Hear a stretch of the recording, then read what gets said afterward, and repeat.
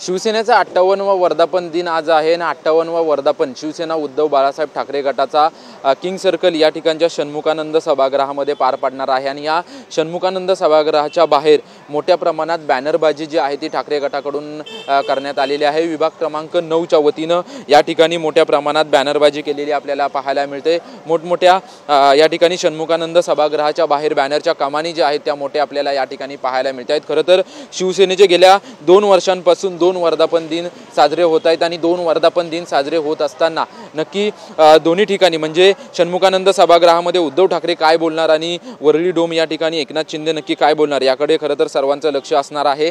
आणि आपण जर पाहायला गेलं तर लोकसभा निवडणुका झाल्यानंतर विधानसभेचं वेध जे आहे ते सर्वांना लागलेलं आहे आणि त्याच पार्श्वभूमीवर उद्धव ठाकरे पदाधिकाऱ्यांना नक्की काय संदेश देणार याकडे देखील सर्वांचं लक्ष असणार आहे।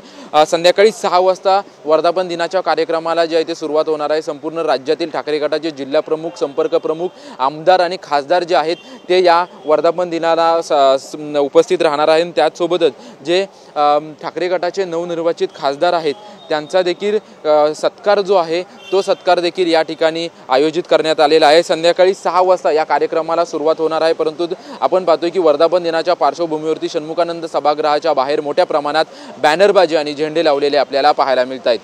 कॅमेरामॅन नागनाथसह निवृत्ती बाबर, TV9 मराठी, मुंबई।